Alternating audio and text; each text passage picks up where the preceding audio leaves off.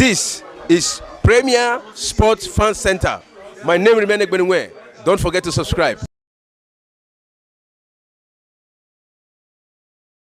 Alpha.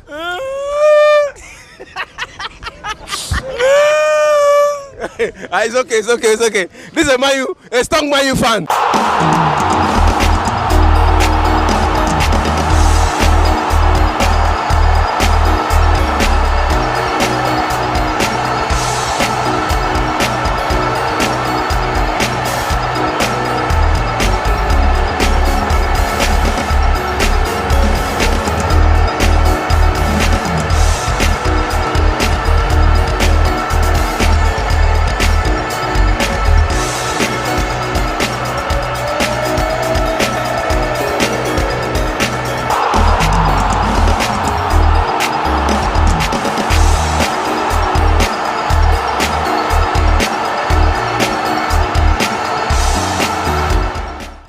Versus Zurich. A win for both, automatic qualify. A draw, also qualify. Let's go hear what the fans have to say. This is Premier Sports Fan Center. My name remains Ekbenwe. Please don't forget to subscribe.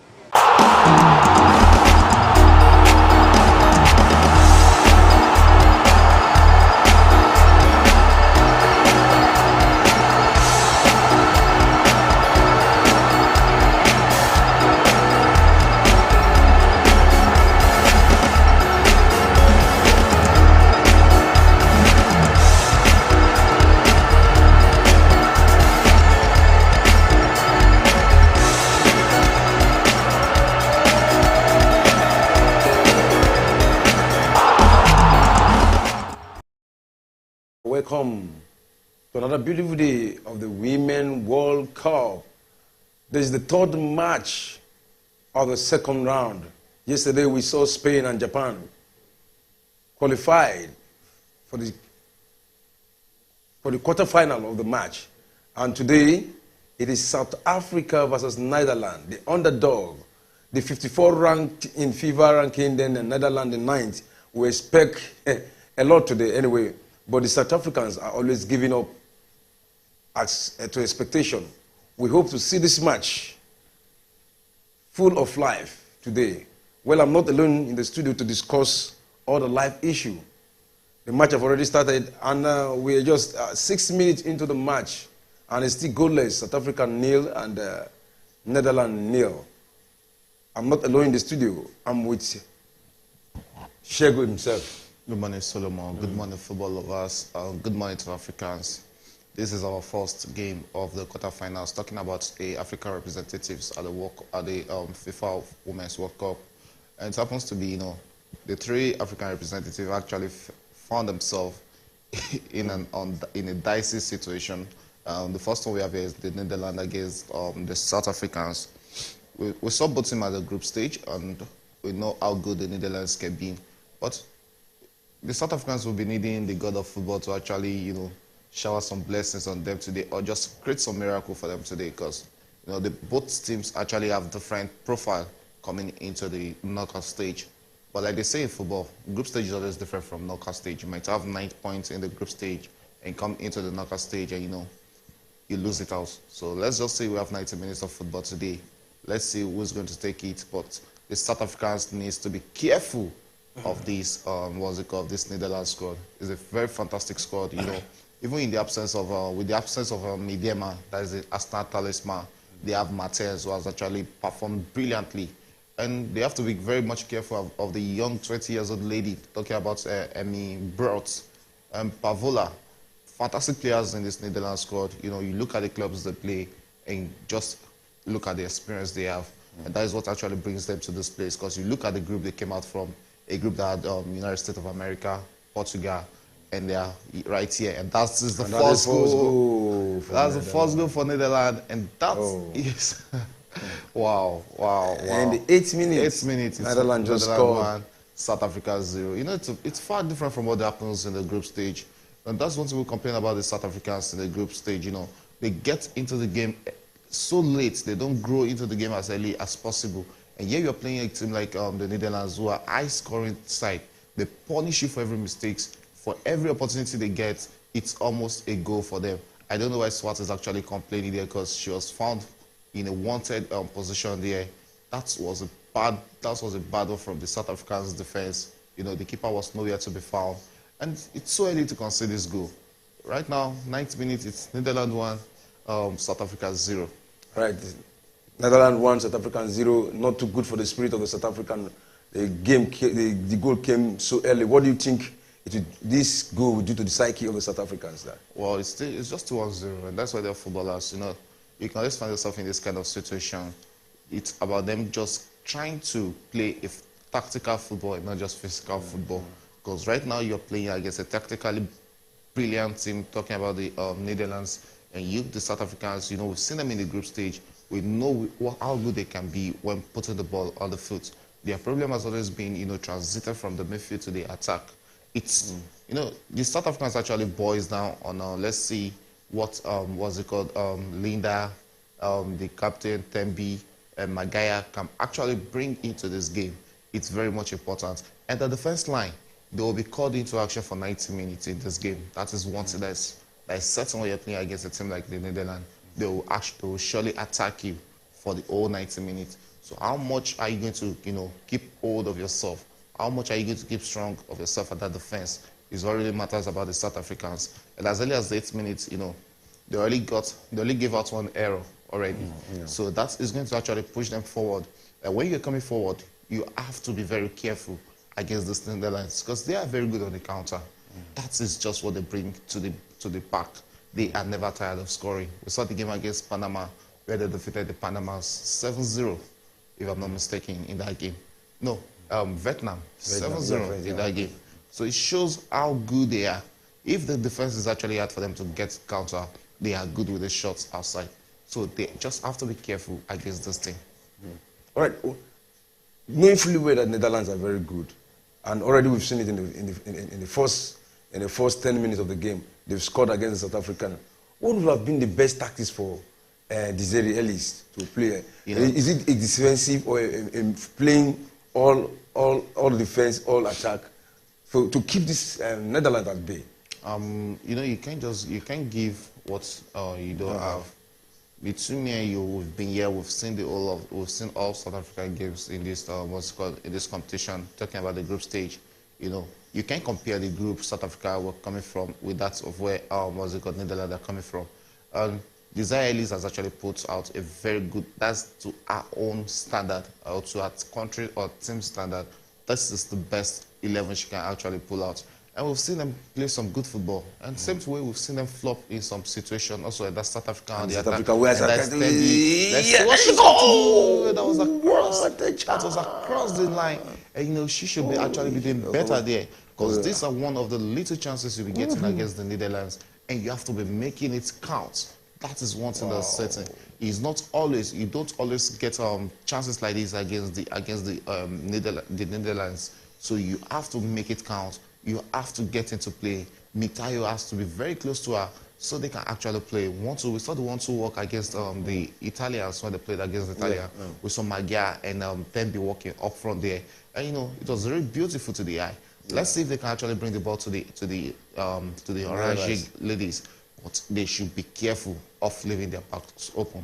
That is very much important in this game. All right, let's quickly look at the tactical formation of the two sides. For the side of the Netherlands, you know, Andre is playing 3-5-2 tactical formation, and South African Ellis is playing 4-2-3-1 tactical formation. Yeah, she's trying to. Ellis is actually trying to keep it in the midfield because he knows how good these Netherlands are. I told you of Brutes, I told you of Pavula, and you have Fraud. These are players, you know, who are seasoned players playing. You have Pavula plays for Arsenal. You have Fraud playing for Manchester City. You have Brutes playing for PSV. And you look at the attacking lines. You have Matthias, who also plays for PSV. These players are used to playing, you know, high-tempo football. Plays in Europe. You know, they've played against the very best. So it's never going to be an issue for them playing against the South Africa. I'm very sure Ellis knows the threat they actually possess when it comes to the midfield. So that's why she's actually trying to, you know, contain them in the midfield. If you can contain the midfield, then you're cutting the supplies to the attack. That is very much important. And you can see that the first goal came off a set piece, which was probably, let's say, which was yes, it was a set piece because it was from a corner kick. So that is just it. She's just trying to contain the Netherlands in the midfield. But I just hope that won't actually, put her in a lot of trouble. Because consider the first goal as early as 8 minutes, 40 minutes into the game, it has really been more of Netherlands. The South Africans they've not really come to the party, which they actually need to get themselves into the mood of the game. It is very much important for the South Africans to do that. Of course, very much important to do that. Let us look at the line-up of the both sides. For the Netherlands side, the goalkeeper Van der Selleya. That's the goalkeeper. You have the Spitz, Van der Graat, Jansen, Pilova, Rod, Kroonsnaam, Van der Dok, Brooks. That's the one you talked about. Then Beresteyn, then Martens. That is the line-up of the Netherlands. Is there any new name there? No, there's no really new name except for the new kid on block, talking about Emmy Brute, fantastic player in the group stage, scored 2 fantastic goals against Vietnam, and she hasn't really looked as out of place in this competition for a 20-years-old player. And you look at the squad, they are not showing that that kind of performance that they are mixing their talisman, talking about Miedema, who actually plays for us now, but she's here, but she has been injured, or just coming back from that 8-month layoff from ACL injury. So they are not actually showing that they're missing her in this squad, But you look at this lineup, that is a fantastic set of players, good players, playing for some of the very best clubs around the world. So that is why you actually see the Netherlands in the World Cup. They are actually looking like one of the favorites to win this competition. You watch their group games, you're seeing a fantastic squad. So the starting level is actually very good. They've not looked out of place in this game. They've settled into the game very much early. And they are home and dry, as early as 15 minutes, playing South Africa from left to right. It has actually been good for them. All right. The best they've done so far, Netherlands in the World Cup, is 2019 runner-up. And this current World Cup, they have been playing unbeaten. They won 2, drew 1, and brought them to the top of Group E, and they are here. So from that record so far, what do we expect them? What do we expect to see, and how far do you think they can go? Can they get to the final? Well, the final is a big question. It's a big question to ask, and it's a big order right now because we're still in the second round. This game is not yet over.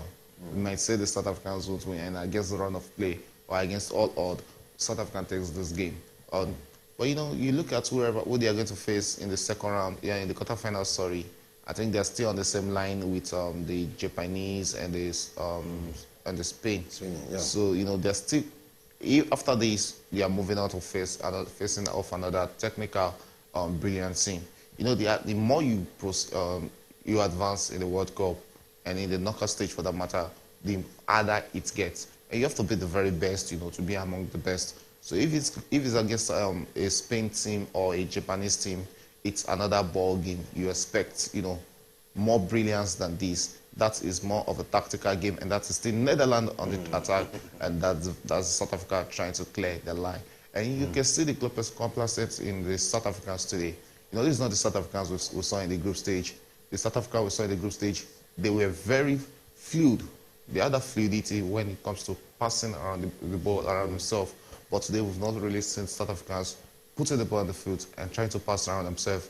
I just hope it's not, them being scared of the Netherlands. They really need to take the game to them. There's nothing really special about it. There are ladies like them also, but probably we can just say they are technically gifted than the South Africans. All right, technically gifted than the South Africans. Let's look at the line-up of the South African. The goalkeeper of the South African is Swart. Then we have Ramalepe, Mbane, Machiu, Jamini, Garmade, Biyana, Shoposinwe, Matalo, Magaya, Galtana.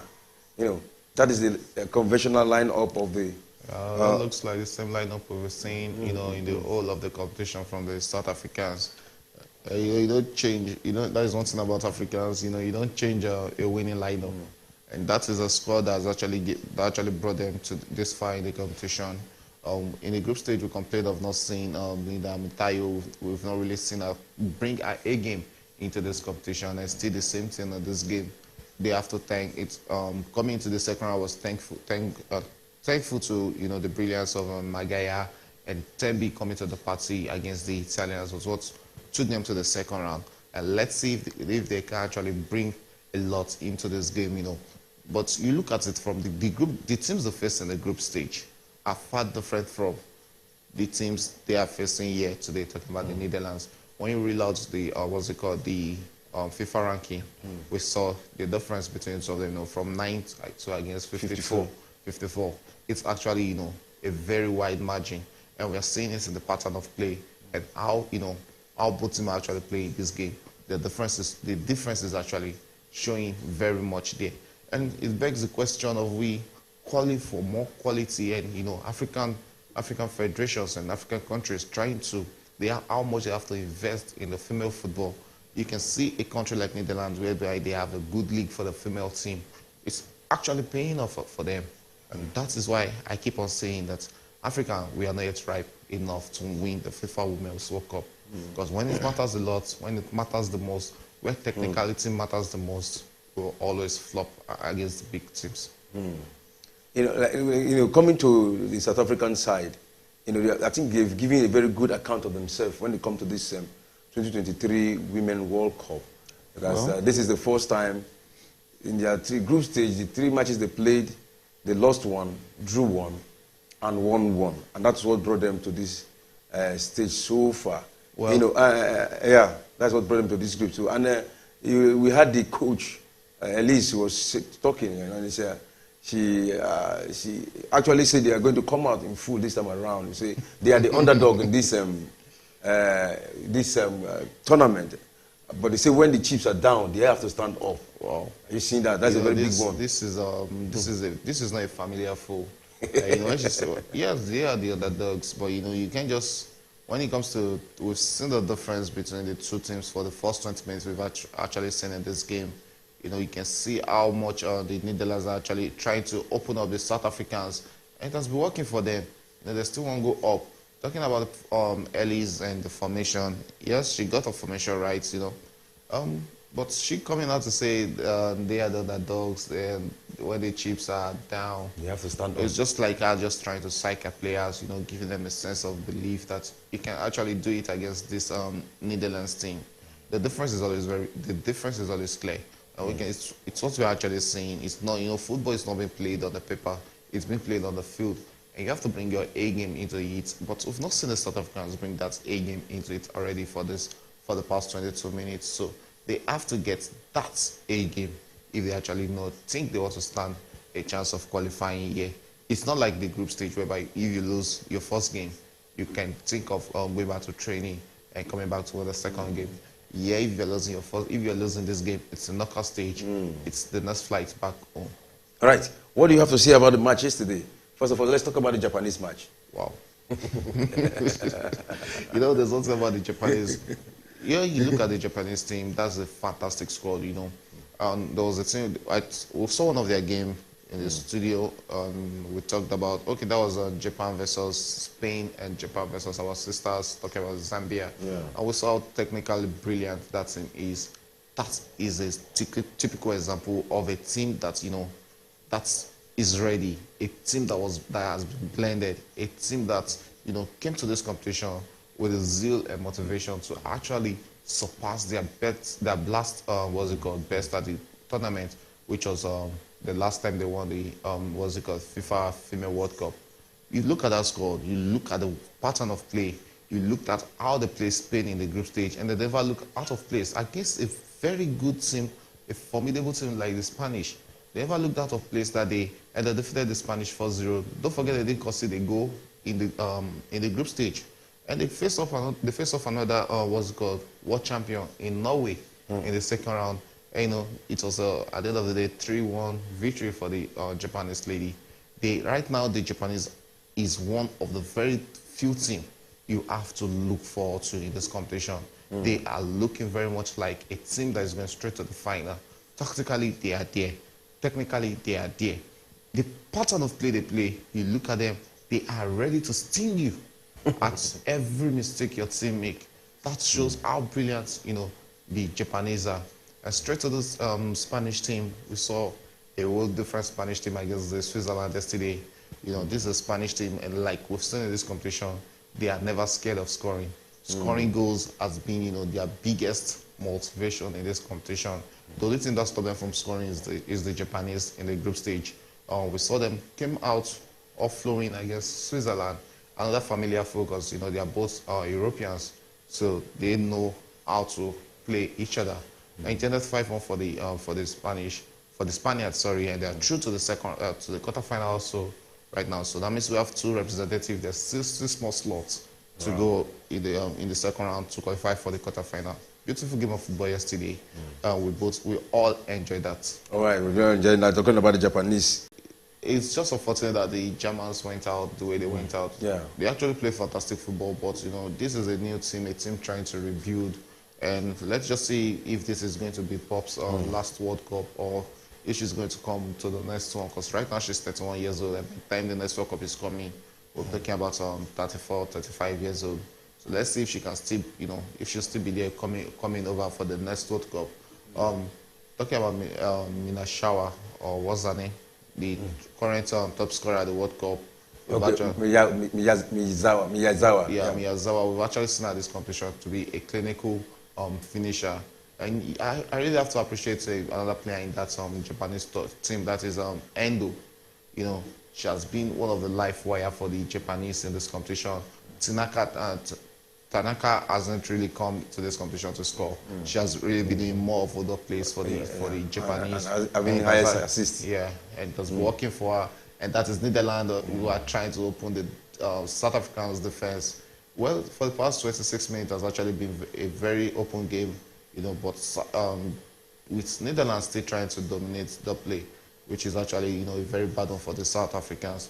So the competition has actually been beautiful, getting to this stage, having good teams like this is actually going to make you think of what to expect in the quarterfinal. All right, think of what to expect in the quarterfinal. This is Premier Sport Fan Center. And you can be part of this show by calling in or by sending in your live chats on our YouTube. And be part of it. You can tell us what you feel about the match. And you can also send up your prediction, what you think the scoreline will look like at the end of the match. You have from now to the 50th minute to do so. Anything after that, we will not accept any prediction any longer. And our number remains 090-304-99917. I call it again, 090-304-99917. Those calling from outside the shop, you can just add 234-90-304-99917 and be part of this show. Okay, let me quickly read out the statistics so far. This is the that was almost the second goal for the Netherlands. You can see how much they've been opening the South Africans' defense. It has actually been very much easy for them to create chances around the South African defense.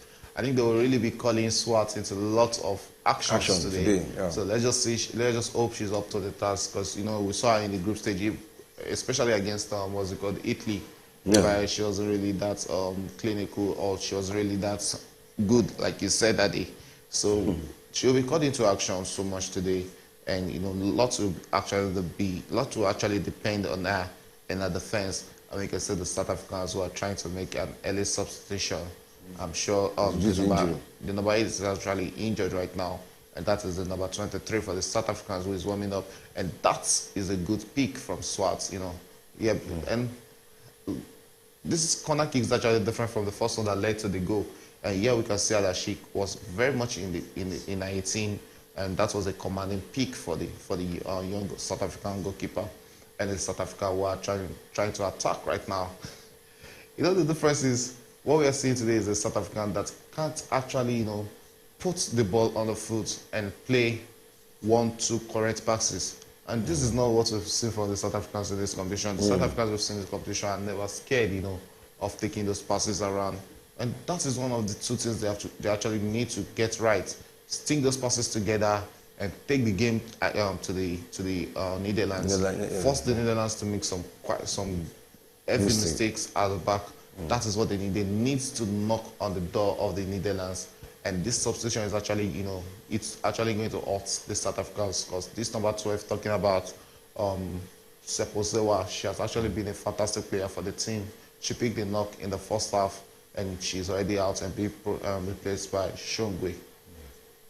Oh, Sepozewa is out for South African. She's been injured. And let me quickly read out the statistics. This is the 30th minute into the first half. And so far, it is Netherlands who have taken possession of 78% and South African 22%. Goal attempt, 5 goal attempts for Netherlands and 3 for South Africa. Shot on goal, 3 shot on goal for 3 shot on goal for Netherlands and 1 for South Africa. Shot off goal, 1 shot off goal for South Africa, none for Netherlands. Free kick, 2 free kick for South Africa. Corner kick, 3 corner kick for Netherlands and none for South Africa. And 2 goalkeeper save for the South African and 1 for, so that's how the statistics look like. Let's just wait. Let's just hope they keep it. Sorry. Let's just hope they keep it respectful, because we remember the game between Netherlands and Zambia at the last Olympics. It ended 10-3 above Netherlands. So when it comes to African representatives, we are not new to the Netherlands, and they know how to take us apart. And that is one thing about them. They know how to score very much. That statistics are actually is a true reflection of the game. For the past 31 minutes, we've seen more of Netherlands on the ball. They've been the one who have been doing more, of the attacking, not the South Africans in this game. And that is 10B on the ball. That's what they're going to try and create. You can see how easy it is for the Netherlands defense to actually push the South Africans out of their way. It's actually working, and it's kind of frustrating the South Africans, because the Netherlands are forcing them to play against their pattern. And this is where exactly the Netherlands want to have the South Africans. When you're frustrated, when you're not getting onto the ball, it keeps you frustrated. You run around the pitch for over 30 minutes, and you look at their recovery time. It's close to 40 seconds for the South Africans to actually get on the ball, which is actually very much bad for the South Africans. They need to get on the ball as soon as possible, so they can actually be in control of play. And you can see that's a good run from Tembi. Let's see what she 5 defenders, she's trying to walk through that. That was so easy for the defender. That was so easy for the defender. And that is what you get when you're playing against a fantastic squad like this. Yeah, that's what you get when you play against a fantastic squad. Talking about this tactical formation of the South African right now, South African the players are giving all they have as individual. And you can see, I was even right. The recovery rate is 51 seconds for the South Africans. Yeah. I was actually right, so I think I'll make a very good coach. It takes a lot of time for them to actually recover the ball, and which is very, very much bad. You can see the difference between them and the Netherlands. The Netherlands recovers this ball back as early as 12 seconds. That is the difference. They don't allow the ball out of their space or out of their hands. And when you're in control of the ball, you're in control of the game, and you are very much likely to score. When you're recovering the ball at about 50 seconds, it's very much bad. That means you're averaging close to a minute without the ball. If you're with the ball if you're with the ball for 1 minute out of 90 minutes, then that means you're basically chasing shadows. For how long can you keep on running for 90 minutes? It's what really matters in this game. They will tire out the South Africans and try to, hit them with a lot of goals in this game. Yeah, try to hit them with a lot of goal in this game. Let's talking about the managers. Yeah. We actually just talk a little bit about Andre. That is the coach of the Netherlands. Well, what you have seen so far. He has actually been a fantastic coach at this competition. Nobody really gave them the chance of topping that group they came up from. Yeah, there's the chances of them qualifying from the group. Talking about a group that had United States of America, Portugal, and Vietnam. And don't forget, they actually topped that group by defeating They defeated Portugal. I think they got a draw against the United States of America before defeating what's it called? That's South Africa on the attack, and you can see Miguel.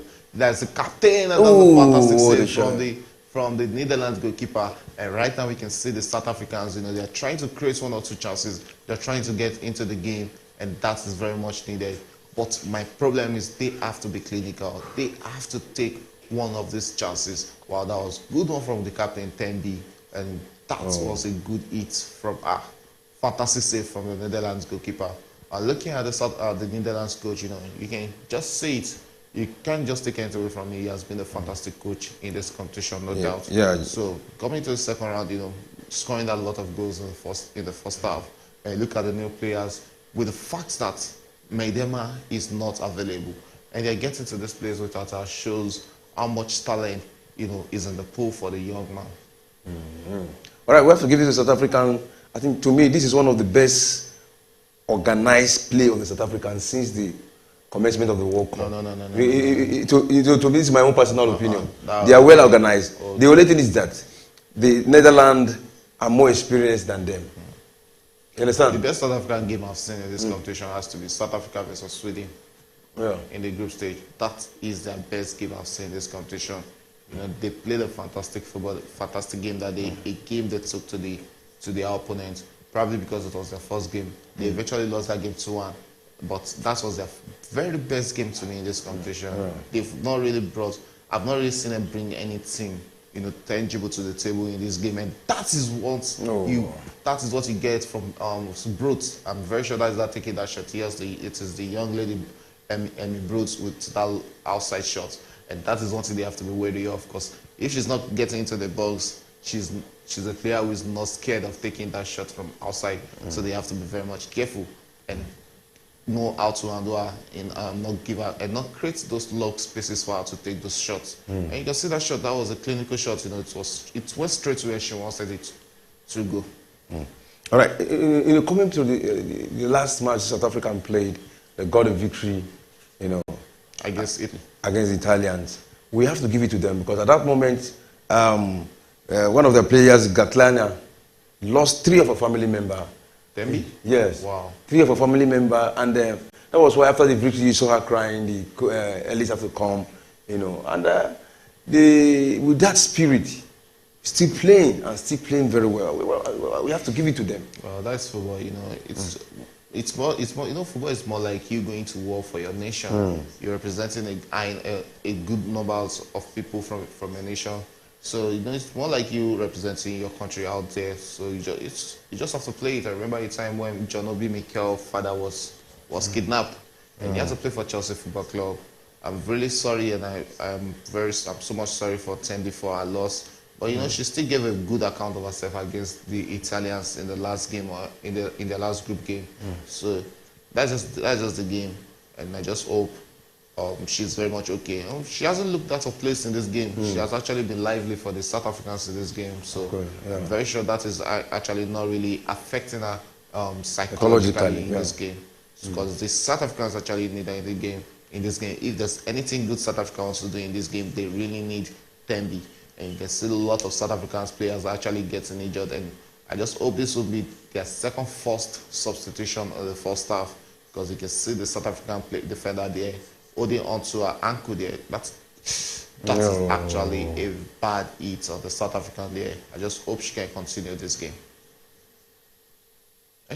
Wow. So in this kind of situation now, no, will the referee blow against anybody? That is not a yellow card, because she was the one who took a wrong foot there. It wasn't a yellow card.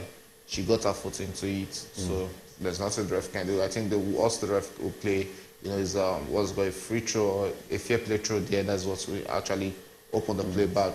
And don't forget, we're approaching the 39th minute. It is still Netherlands 1, South Africa 0. Netherlands 1, South Africa 0. This is Premier Sports Fan Center. Don't forget to subscribe to our YouTube. She's so much pains. Wow. She's so much pain. I don't think she can continue. I doubt.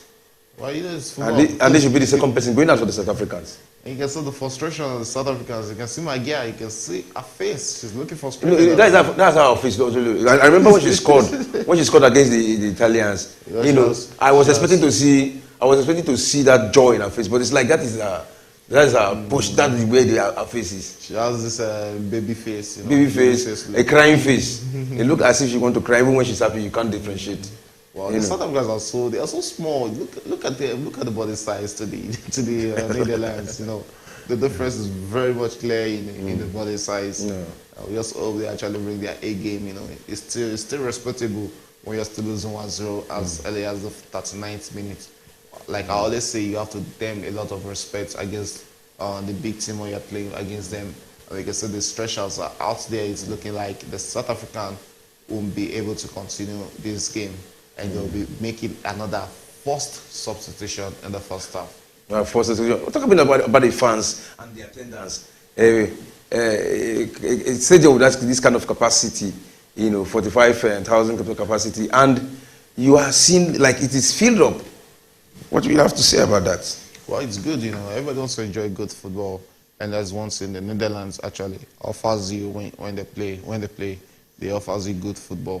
So everybody wants to come out and see fantastic football. Don't forget today is Sunday, and it's Sunday over there also. It's a free day, not a working day. So you have people at home who are coming to the stadium, who might come to the stadium to actually watch the game of football.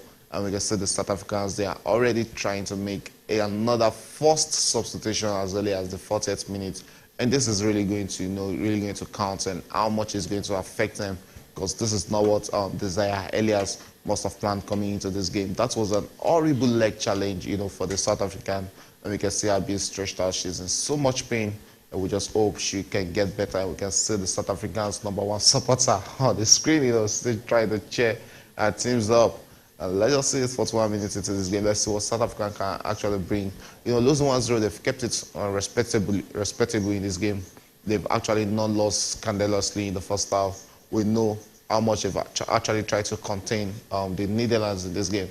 Let's just see what the number 14 talking about. Okay, now the player who is going out is Mbane. She's actually the one who will be subbing. And Makobela is coming in to replace her. Let's see if she can actually offer us something close to what Mbane has been offering in the South Africans' defense. All right, with the South Africans, 2 people now just in the first half injured and I'm out. Is it not going to affect the depth of their squad?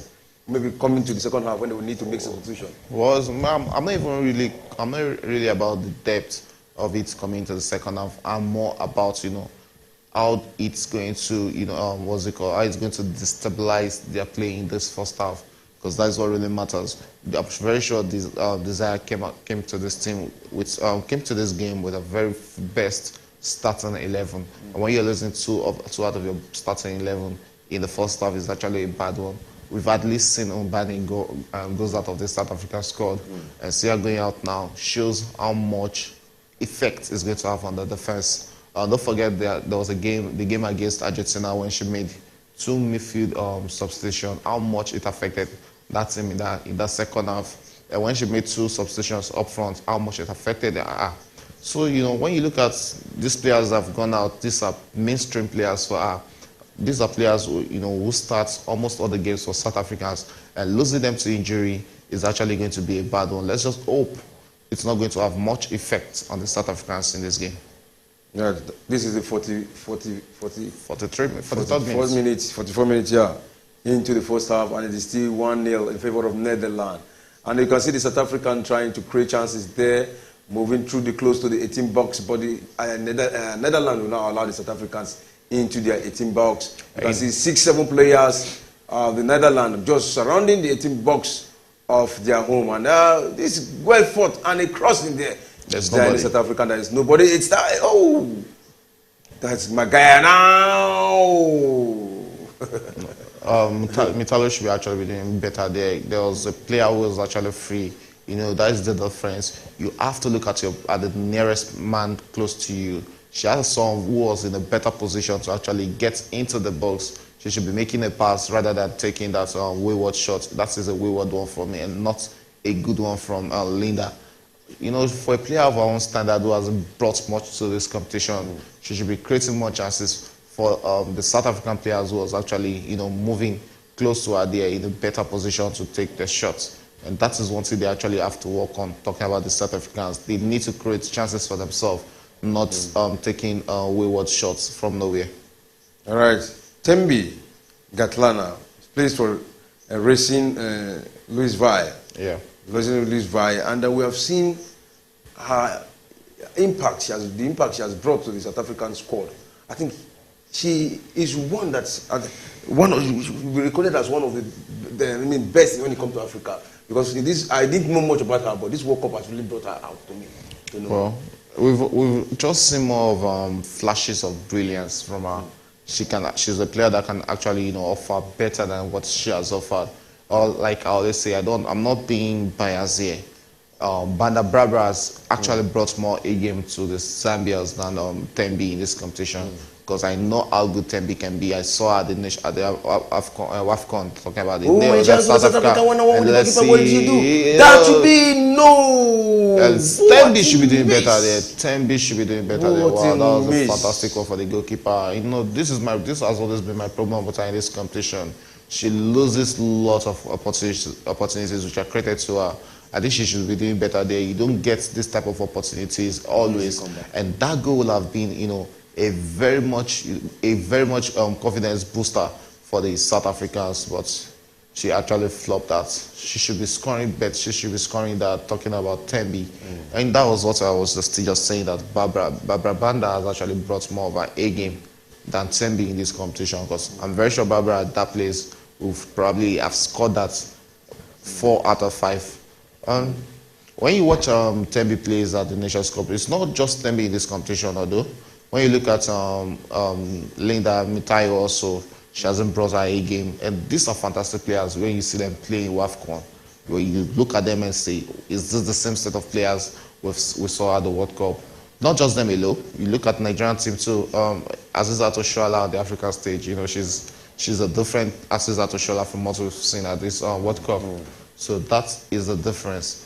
Tembi really needs to get into this game. They need her to be clinical if South Africa really wants to take anything away from this game. If they really want to get but there are certain things I like. You know, one, our positioning; two, our pace. You understand? 3, our determination. Those are the things I like. She's actually the best player in the South African female team. So lots really, lot of hope and lot of, you know, the way they play is actually placed on her. So she actually needs to take these chances when she gets it.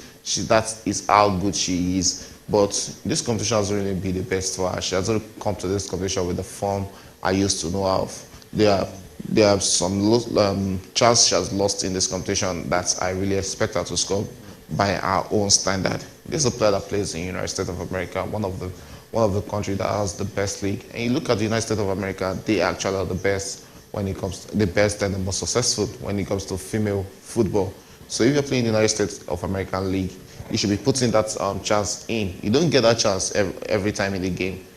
That chance might not even come again in this game, because that is how compact the Netherlands can be at the back.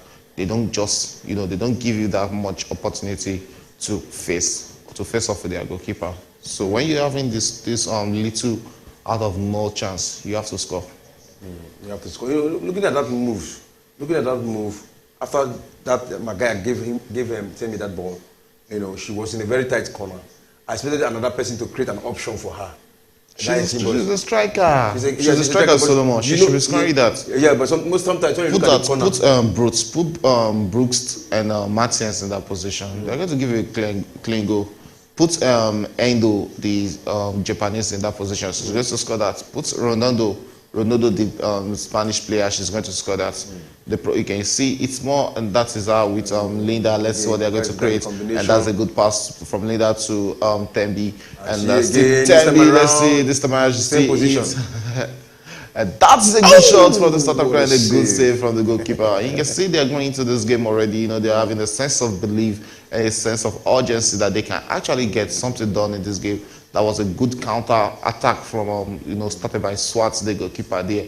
And talking about that chance she lost, that was exactly the same position leader Saido actually scored for Colombia. So it wasn't a tight angle. Oh yeah. She had to beat those two defenders and cross the ball to the other wing. So it wasn't like she was playing from an impossible position. All right. Talking about Magaya and Tembi, I think we have seen good combinational play between two of them. We saw it against the match they played against Italy and the match they played against Sweden. And they have been assisting themselves and scoring goals. It's a very good combination to me. Well, that's the best combination. It's just unfortunate that Magaya didn't come to this competition with. Magaya has actually been fantastic in the absence of Mutayo. Magaya has actually brought a good A game. She has been a reliable midfielder for the South Africans. And she has been a reliable goal scorer for them also. When Mutayo is not in this competition, we've seen Magaya and Tembi work up front for the South Africans, and they've got a couple of goals and a couple of assists together, which shows that they are playing more of the same right wing together. So they've actually, brought their A game into this competition, and it has actually been nice for the South Africans. Let's just see if that combination is going to happen in this game also. All right, that's 7 minutes additional time into the first half, and 5 minutes has been played out of it. Any moment from now, the referee is going to blow the final whistle. The halftime whistle. The halftime whistle, yeah, the final whistle for the halftime whistle. So a lot of people did not give African countries chance when they came to the World Cup, but with what you saw so far, 3 African team in the second round, what does it tell? Well, don't let us jump above our level. We know how we were both here. We knew how 2 of these 3 got to the second round. And this is the biggest test. This is where it gets hard. You look at the teams. These 3 teams are facing in the second round. Which of them is capable of making it to the quarterfinals, scaling through from this from this level? I'm not going to say nobody is going to scale through. It depends on the kind of pattern of play, the urgency in your play, how much you bring into the game, and how much you want it. That is what really matters. But it's just unfortunate that these 3 teams are actually playing against one of the very best teams in this competition. Talking about South Africa playing against Netherlands, Nigeria is facing up against the Lioness of England. We have Morocco facing off against France. These 3 teams are high-scoring countries. These are one of the very best teams in this competition. It's just unfortunate we found ourselves in this position. But when you play against the best, even when you lose, you learn a lot. You're leaving that field with a lot of experience, valuable experience. It's not just experience, valuable experience. Which you can use in improving your own pattern of play, and that is what I'll actually be taking away from this competition. We saw Zambia in the group stage against Japan. Even though they lost 5-0, everybody were praising them for the kind of pattern of play they actually played at the competition. And trust me, by the time they're coming to Africa, they will actually play better. And that is the halftime in the game between Netherlands and South Africa. It is Netherlands 1, South Africa 0, going into the halftime break. All right. Coming to this match, that's the halftime. That's the halftime. But I want to give it to the South Africans because a lot of sport lovers have actually predicted demolition of the South African side. A lot of people are expecting 6 goals. There's one of my friends. He plays bet. He said, in fact, I'm going to give them handicap 2/5. Wow. Meaning that that's the first half. Meaning that in the first half they will be considering like 4 goals. No. It's not possible. They are not that worse. They are not that bad. This is a football game of 11 against 11. These are players capable of running against each other, and these are football conscious countries. So as much as South Africa is not on the same level with the Netherlands, it's not like South Africa losing 4-0 scandalously in the first half to the Netherlands. They've actually held their own in the first half. They've actually given a good account of themselves. My only problem is that the first 25 minutes, they were nowhere to be found in this game. They grew into this game very late, and that is where I have a problem with Africans. We need to come into the game as early as possible. That is what really matters. When you get yourself acclimatized into the game, try to dominate play, push to the ball, get the ball. Your recovery rate has to be nice. If you're not getting the ball back, you look at the recovery rate of the Spaniard. It's 8 seconds to 10 seconds. They're getting the ball back off your foot and they're keeping themselves, they're dominating play. That is how you play the game of football. Not you chasing the ball around for 50 seconds before you get it and losing it in the next 12 seconds. That means when you're without the ball for 51 seconds and you're holding onto the ball for 12 seconds, within 1 minute of play, you are just holding onto the ball for 12 seconds. That is very bad. All right, the coach of the Netherlands side, you know, when at press interview prior to the match, you know, he said South Africans, they play with heart and soul, and he did not undermine the South Africans, but he said a team that play with heart and soul is always difficult to win. Do you see that heart and soul with the players of South Africa? Well, you know, we've seen different teams in this competition. We've seen the teams called underdogs, you know, come up against the big teams, and the result didn't go their way. So you know, everybody are now being conscious of the teams they are actually facing, and everybody are trying to take their chances when they see it. So that's why I'm thinking that's probably why he had to, you know, utilize the South Africans so it doesn't look like he's actually spoiling them or calling them a small team. On the paper, we know the Netherlands are bigger than the South Africans, but you know, you can't just predict what a team is actually going to bring to the game. We saw Colombia against Morocco. Colombia did more of the playing, but Colombia won that game, 1-0. Yeah. We saw Spain versus Japan, where Japan had just 18% of ball possession, and it ended up being Japan winning that game 4-0. So you know, that is two different ball game. So I think that's why he's actually being conscious in this game. He knows when it comes to possession, Netherlands will control the possession. What about the goal? We have to create a chance. We have to score that goal. We have to create that chance and score. Just like this, it was 1-0 like this against Portugal, which they actually won in their first game in the group stage. You know, created a lot of chances, but it took just one goal for them to win that game. So I'm thinking that's why he is actually being cautious. And when you look at the flashes of chances the South Africans have got in the first half, if it was actually a brilliant team that was playing, those chances would have been goal. And apart from that first goal we saw from Netherlands, we've not really seen Netherlands, you know, come into this game with lots of attacking impacts. So it hasn't really been there. It was a very good score that got those chances the South Africans got in the first half. They must have been 2 or 3 goals up right now. Yeah. So that's to say that the South Africans are doing well. But so far, this is the first half. We've seen what they played. We've seen the tactics of the South African, and we've also seen, is it possible for the South African to defeat the Netherlands? Well, like I said during the last game where we were doing permutations here, it's 70% to the Netherlands to me. 10% of chances of South Africa winning, and 20% of this game, you know, going into extra time and penalties. And at 1-0, you know, anything can still happen. It's a game of football. There might be an equalizer, and there might be a winner from any other team. So, you know, it's still an open game at 1-0. South Africa might come into the second half with a different pattern of play, you know, and different kind of urgency, because that's what they actually need in this game. They need to be urgent. They need to be clinical. Shows that kind of show that they want this game. That is very much important from the South Africans. What I actually expect from them in the second half. All right, can you quickly talk about the 2 goalkeepers so far, what they have done? We talk about the goalkeepers, and we know, remember, when we're talking about them, we'll also be talking about goalkeeper save, how far they have done. For the goalkeeper of the South African goalkeeper have saved 3 goals, and the Netherlands goalkeeper have saved 5 goals. That means there is pressure on the side of the Netherlands goalkeeper. Wow.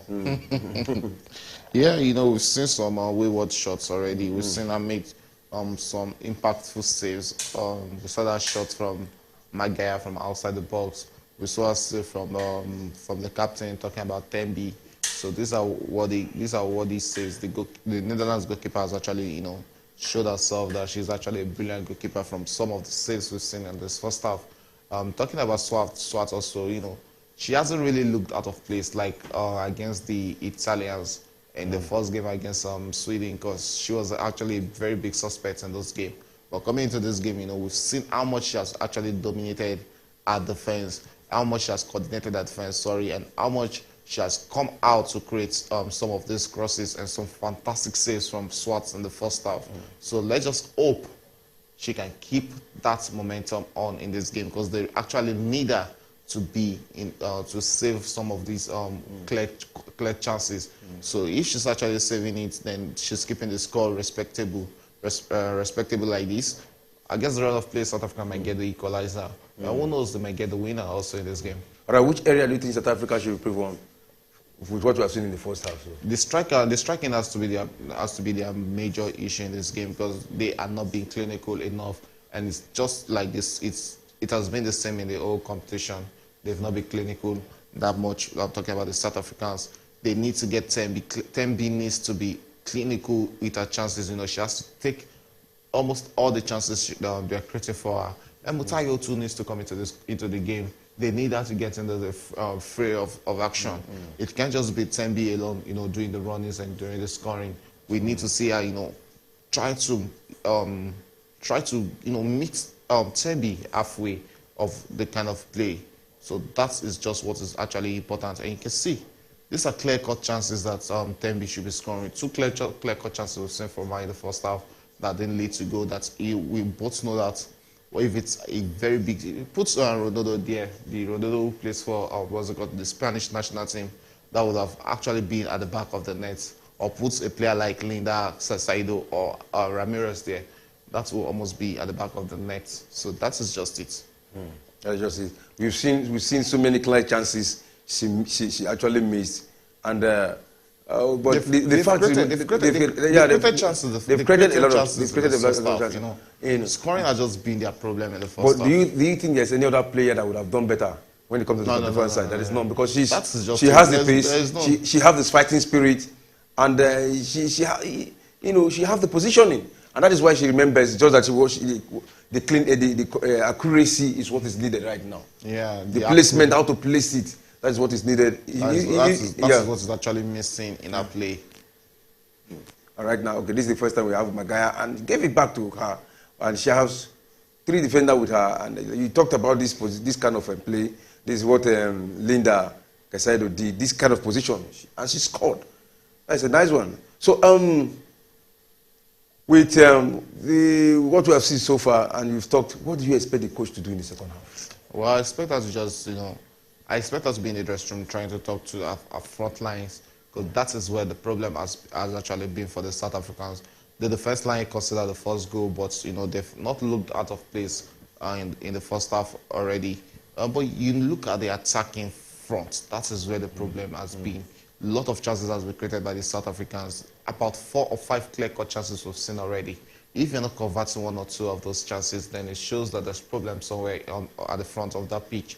And that is where I expect LAS to actually work on with our team in the dressing room. Tembi needs to get into this game. Magaya needs to get into this game. And Mutayo also needs to get into this game. If those 3 are clinical up front, then South Africa is going to get the goal. But if there's a problem up front, if they are not creating this, if they are creating these chances, because creation of chances hasn't been the problem for them in the first half. They are creating the chances, putting it at the back of the net is just what is the problem. She needs to let them know they have to be calm in front of goal and pick their spots, not just try to kick waywardly. So that is where the problem is. The attack has been the problem for the South Africans in this game. The attack has been the problem, but it is not over yet until the final whistle. And I'm very sure the South Africans are going to come back in this match with what they are playing. If they can continue and kind of add some kind of accuracy in it, I'm very sure the South African can recognize this and also win it. And Premier Sports Fan Center, remember to subscribe. As you're watching, subscribe so that you can be part of this family. And you can also send in your messages in our live chats. And you can also call in to be part of this show. And our numbers remain 090-304-99917. And those calling from outside the show, you can add 234-90-304-99917 to be part of this show. Let's quickly look at the substitution bench of the South African. What do they have in reserve? Can anybody come in? Don't forget they've done two. They've done two substitutions already. In the first half. Substitutions to the first half. So that means they're having 2 to 3 more left to actually make in the second half, and if the game is moving into extra time. So we are having a lot of fatigue facing us already in this game. You know, fatigue is going to come in the second half. It's going to set in. Let's see what Ellis is actually going to be taking, and which is going to actually be bringing from the bench. We've seen her done some substitutions in this competition that hasn't really worked in the favors of the South Africa. So I'm not expecting her to rush in with the substitution. That's the best attack she can actually offer us. Talking about Tembi, Magaya, and Mutalu. That is the best she can offer us up front. So I just hope she won't spoil this game with some unnecessary substitutions in the second half. All right, I hope she will not spare this game. Okay, let's quickly look at the lineup. This bench, you have Sisani, Jamini, Orwini, Gadiete, Wale, Magama, then Mabela. She's already in. Then she's in already. Molesteni, that's a goalkeeper. Then Sogado, then Shongwe. That is she's already in. So you just have a few people. Who do you think on the bench can actually come and make a difference? Well, it's like the bench is empty now. It's not like the bench is empty. We've seen her done 2 substitutions, and they haven't looked out of place in the first half. My only problem or my fear for the South Africans, is that making a substitution in the second half to the attacking line. That is where my fear is, because if you're taking Mutalo, or as much as Mutalo is not even in this competition, you can just take her out of the team. We saw it happen against Argentina when she took Mutalo, Kasari, and and Tembi out, and it spelled doom for them in that game. So that substitution, she has to be careful with how much she's making, who she's bringing in, or who she's taking off from this game. They've actually looked balanced in this game, so I don't think there's any need to actually rush to make substitution. And those substitutions that came in as a result of injury. Came in as a result of injury, and that's why they were substituted. So the second half is about to commence, and we're expecting a lot from the South African side. We're expecting Tembi to register her name again in the score sheet. Because and don't forget Jim Ford, who actually scored. This is her 4th goal in this competition also. And talking about she plays for Manchester City, so that's another fantastic player. She plays for Arsenal, sorry. That's another fantastic player in this competition. So, lots of respect. And before I forget, congratulations to the D Tigers of Nigeria, talking about the female basketball team. Right. They actually won. They were the defending champion of the Afro Basket, and they won it for the 4th peat. That is the 4th time. Good on for the girls. Against the run of play, with all the problems faced before the competition, and going for the competition, actually winning is actually a big one for them. And a big one for this administration. That is how they want to start their sporting, their sporting life. Not just, starting controversially. The second half we have the second half, which has actually begun on our screens right now. And it's South Africa who are in possession of the play as they kicked off the second half. Let us see what they can offer. They have another 45 minutes to actually show that they are in the style for a purpose, not just to make up the numbers. Not just to make up the numbers. South Africans are the African country that has scored more goals than every other African country in this tournament. I think we've seen they've scored up to 6 goals in this. Yeah, we saw 3 against Argentina. We saw 2 against Italy. 1 against Sweden. That's 6 goals. And plus this one now 7. That's 7. Oh, no, they've not scored yet. Okay, are you dashing them a go? Spiritually. Are you dashing them a go already? We are prophesizing. Well, it's actually be nice seeing them scoring this game. But my fear for the second round, my fear always in football is when it comes to knockout stages. Game moving into extra time. I don't really love the games going to extra time. Let's just end everything up within 90 minutes. That's what really matters a lot in football. But I don't see this going anyway. And it's a game for the Netherlands. They'll get into the game. They'll get that needed second goal. I'm very sorry. I'm very sorry to say that. But if you observe, towards the last 15 minutes of the game, it was South African everywhere. That is the problem. they get into they grow into this game very late. And it's a big problem for them. And I just hope that is not what is going to happen in the second half. Because if you are playing that way, whereby for 25 minutes you're chasing shadows, it's actually not good for your team. You have to develop, you have to grow into the game as early as possible to actually give your opponent a run for their money. That is what they need. Even we saw what was it called, Panama versus France. As much as France were better than the Panamans, we saw them grow into that game as early as possible. Got the first goal, and wow, that injury was actually much for Bani. Yeah, I just hope she gets better as soon as possible. But yeah, you can see it was the second half is starting like the way the first half actually started. It's more of the Netherlands on the ball right now, and it's very much important. South Africa just try and get the ball back. For over 10 seconds now, we've not seen the ball with the South Africans. Which is actually very much bad because you'll be chasing shadows without the ball. And that's still by the time you're getting close to the 68th minutes, they'll be tiring off. And what do you see next? The Netherlands start propelling them with a lot of shots, which might actually lead to a lot of goals in the second half. So when we were saying about the Netherlands beating them, whitewashing them in the first half, yes, it might not happen in the first half, but don't write them off from doing it in the second half. Because they will create those chances and they'll pick their chances. That is the difference between two of them. The Netherlands can be clinical in front of goal, but how clinical can South Africa be in front of goal? That is where the question is. If South Africans had used the chances they have, if they were clinical, by now it should be around 2-3-1 in favor of the South African. But most of the chances created were wasted. And that is why they remain in this position. Well, that is the dynamics of football. Football is it's not played on paper. It's not played with prediction. It's what is actually happening on the field of play. And that is why we say, wow, that is a nice one from the Netherlands there. That's a nice one for the Netherlands. Let's talk about the referee of this match, Yoshima Yamashita, the Japanese. How fair has she blown in this match so far? Well, that is one thing. The one thing you have to appreciate in this competition has to actually be the referees. They've been top notch. We've not really had cases of controversies in this competition, and you have to also give praises to the VAR team. They've been top notch in this competition also. So, we've not really seen human errors from the referees or controversial calls or decisions from the referee in this competition. So, it shows the game is actually improving at a fast pace. So, it's actually good for football. Hope that is actually going to,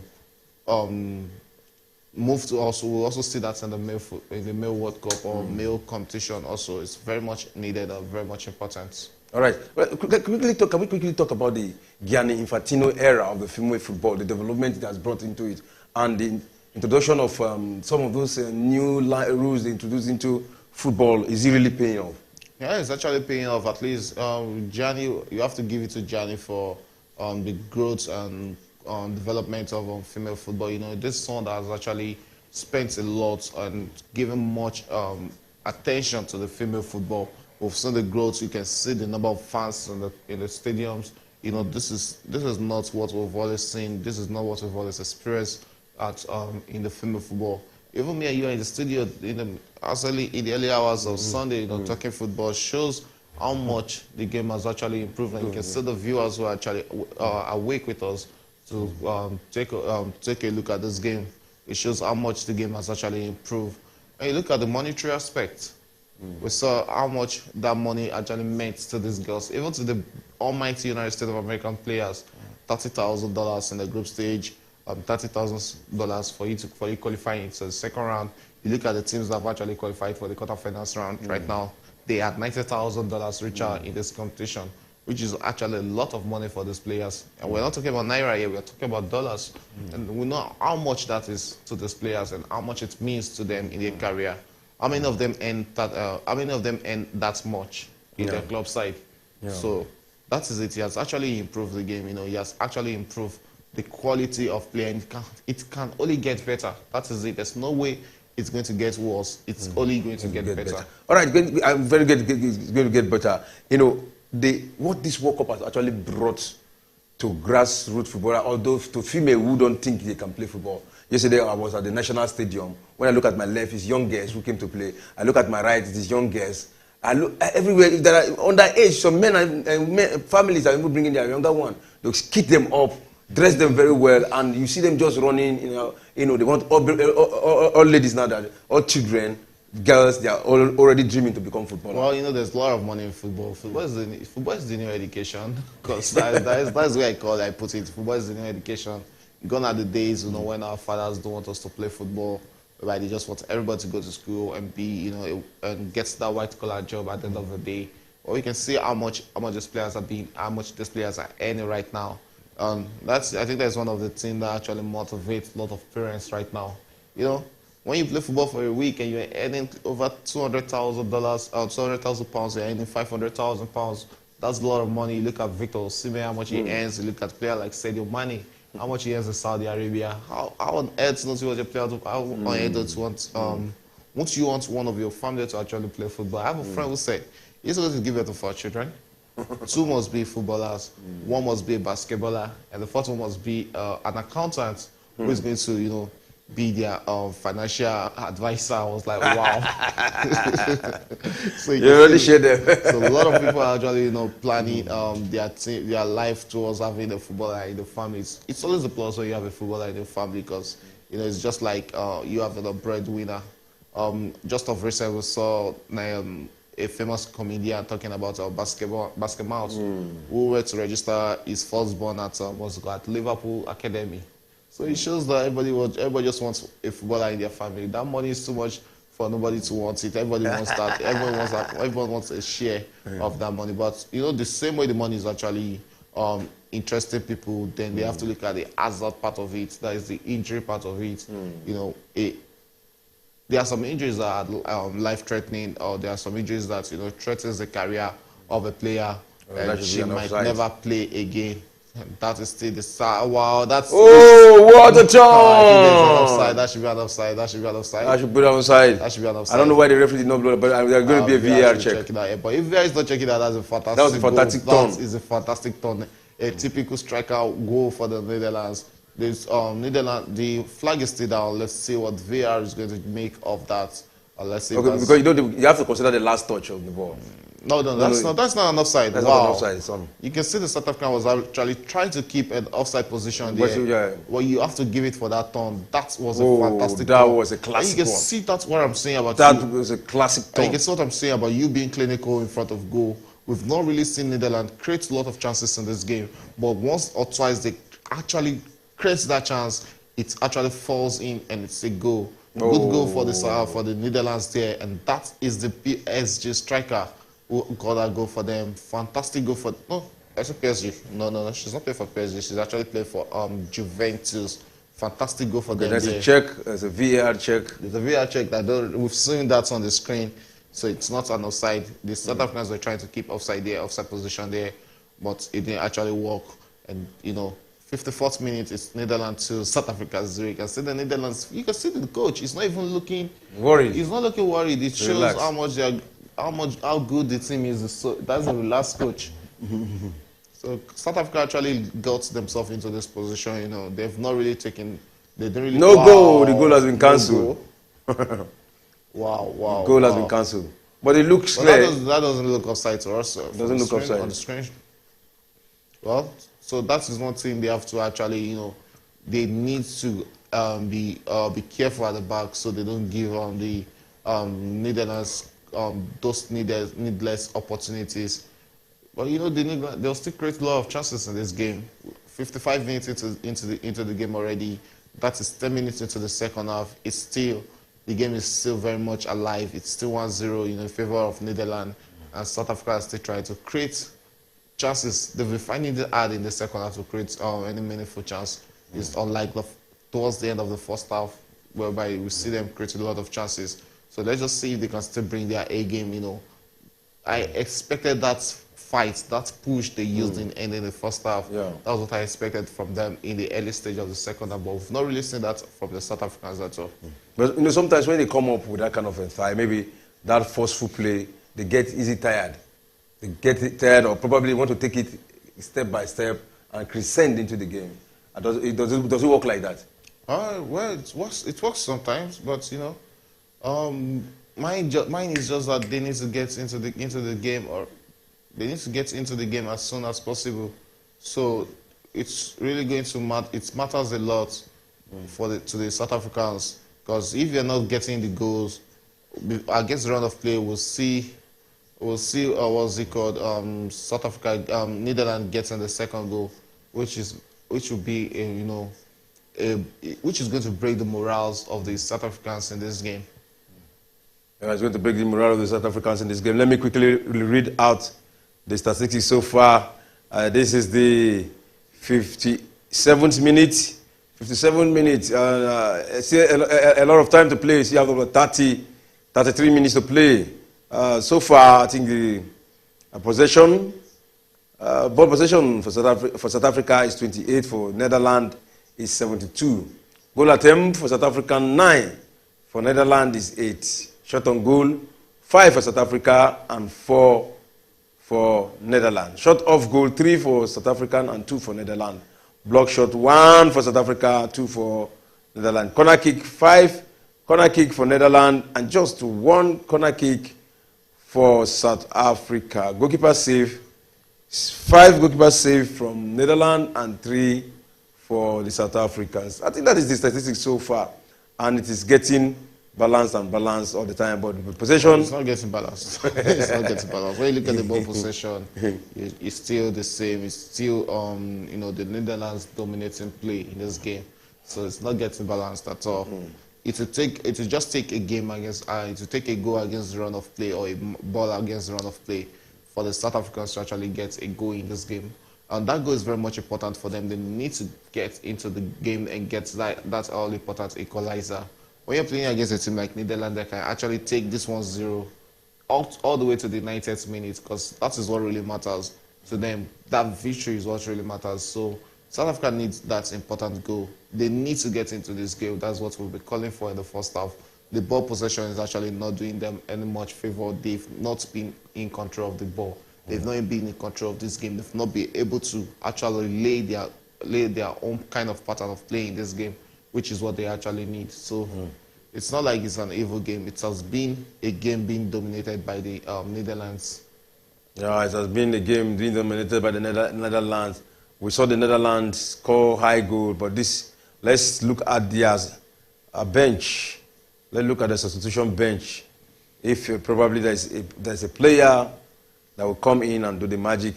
If you look at it, even the Netherlands have more bench people reserved in the bench than the South Africans. The South Africans, they are not much, just have 1, 2, 3, 4, 5, 6, 7, 8 on the bench. And in the Netherlands, you're having like 13, 12. You're having 12 people. Let me call them out. You have Bayings, Gasparij, Dijkstra, Egorola, Jensen, Captain, Kop, Norwin, Snodge, Van Dogden, then Wellma. That is the bench of the Wellna. Yeah, and it's not over. Then Wims. That is the bench of the Netherlands. Is there any name? No man is actually a fantastic player. I know her from Chelsea. She's a Chelsea player, but she spent last season alone at Juventus. That's a fantastic player that can actually come in the midfield. But the midfield, the Netherlands midfield doesn't actually look out of place. So I don't think there's any reason to make that midfield substitution.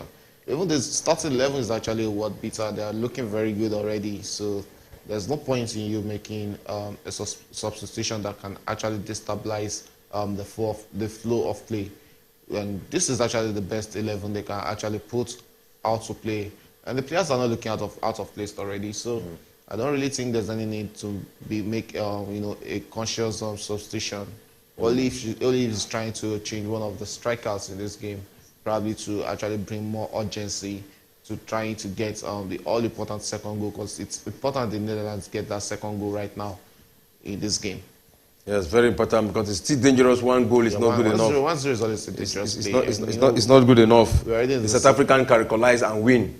You understand? They can, it's possible. Yeah, It's possible. It's possible. It's possible. It's a game of football, but from this we are seeing, it's looking like a game that if there's going to be a goal here, it's actually going to be the Netherlands getting the second goal.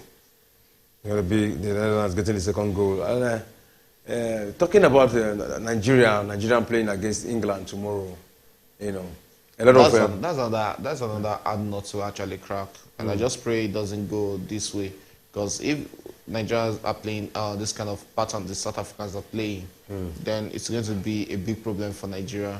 And you can see the ball possession in the last 10 minutes. It has been Netherlands with 72 ball possession, South Africa with 14% of the ball, which hasn't actually, you know, been good at all. It's just that the goals are not coming in for the Netherlands to actually have a reflection of what the game is actually looking like. Because except for the goal, that is what we are not seeing in this game. The Netherlands has wholly dominated the South Africans in this game. They've actually pushed the South Africans back into their box, you know, trying to play more on the defensive line, which is actually very much bad for the South Africans, because they're actually needing that equalizer. The Netherlands have them where they want them to be, you know. Omen just push them back and make them dominate the play. And that is why we've seen it has been more of the orange ladies dominating this play against the South Africans. I think the South Africans are just trying to eat the Netherlands on the counter. That is what they are actually waiting for, to see if they can hit them on the counter. But most time counters don't easily work when you are down. It is when you are leading that you need a counter. When you are not because your opposition will be hungry to come and equalize or to come and score against you when you hit them on counter. But when you are down, it will be very difficult for you to get counter. I mean, the only thing I'm scared of their country in this FIBA World Cup has to be Japan. Because once they eat, those girls have a lot of energy. They have lots of energy. They have lots of, you know, they have a lot of runnings in their tank. So those are the people I'm scared of when it comes to counter. The South Africans hasn't really shown that they are, you know, they are a team to be actually scared of on the counter, and that's the same. And that is still the same issue. You know, so the defense are actually finding it easier against Tembi in this game. She hasn't really given them a lot of fights.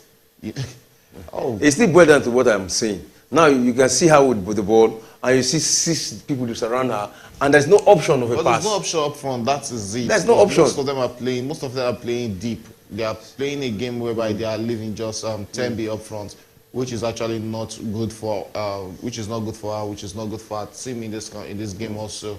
So they really need, the front line really needs to get into this game. She needs support up front. When you look at the bench, who is the support on the bench? We don't really see any much of support for the South Africans on the bench. That is really a big problem and a big blow for the South Africans, because at the beginning they have fantastic players. That's why whenever I watch Barbara play, I'm always of the opinion that, wow, this is a fantastic player. Imagine a Barbara and and Tembi up front, and look at what damage they can actually cause any team. That is just it. They really, if they are two players like Tembi who can actually take their chances. And it's not like they're actually lacking up front. Tembi has also been one of the problem up front, because those chances she lost in the first half, those were clearing chances the striker should be scoring. Oh, those were clearing chances the striker should be scoring. Talk about the midfield of the South African. Has it been that supportive? Well, the midfield has been, you know, they've been there. They've been there. We've not seen a lot of problem for them. You know, even the goal conceded, the South Africans will actually be eating themselves that they considered a goal against the run of play, because that goal was considered off an error. So they'll also be, you know, eating themselves that they shouldn't be considering that goal they conceded. So apart from that goal, it hasn't really been looking like the South African are out of place in this game. They've actually played fantastic football, and if it ends this way in 1-0, I'm sure they'll actually, you know, they'll take that result in good faith that they actually gave a good account of themselves in this game. Yeah, they will actually give a good account of themselves. Now, this is just the 66th minute. The South Africans, are they looking tired? Well, that's what I'm observing. That's what's about Africa. You know, we are full of running. that's where the problem is. You know, physicality versus technical ability. It's always actually a big vacuum in football and in the game process, and that is where the difference is. We saw them against Sweden for 87 minutes. They were 87 minutes. Sorry, they were full of running in that game, only for them to actually. Okay, we can see the ball recovery rate has actually improved. Yeah. From 51 seconds to 29 seconds right now, which is actually a bit fair to the South Africans. We saw them in the group stage. Sorry. So it takes close to the dying minutes for them to actually flutter in the first half. In the first game against what's it called, Sweden, the game against Argentina too, it took they've actually. It was 71st minute to 75th minute that they considered 2 goals also. In the games game against Italy, they considered early. So the defense, even the defense has actually been somehow shaky, but they've held down in this game. Let's just see if that goal can actually come in against the run of play. And you can see the Netherlands are not even giving them that chance. And that is a chance. Whoa! Hey! What a miss! What a miss from Swart. That is the second goal for the Netherlands. Wow. Swart really flopped that. She really flopped that. No. That shouldn't be scoring. No. She should be blaming. She should be blaming herself for that. I was about praising her for handling that very well. And it's the 67th minute.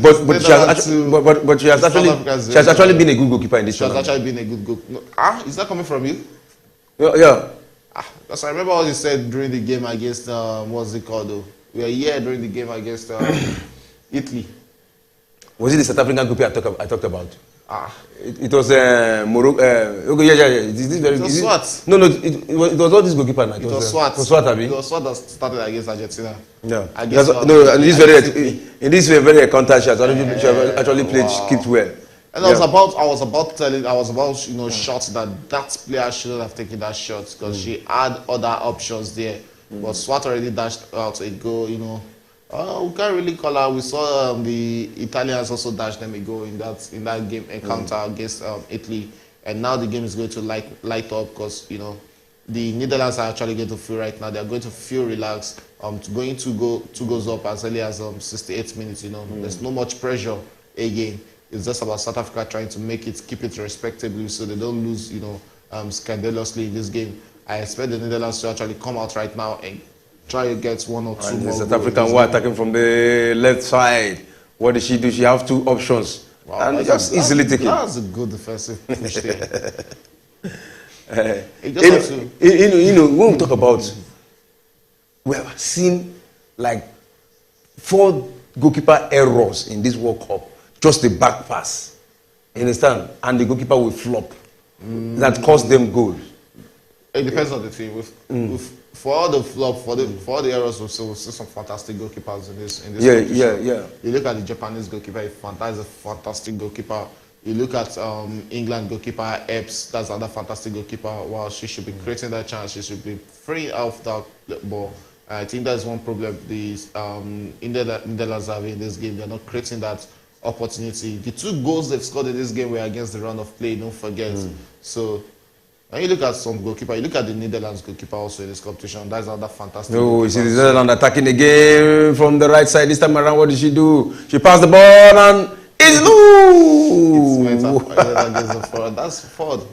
And you can see it on Swart's face. She'll be blaming herself, and she's actually looking disappointed. That was a goalkeeper error from her.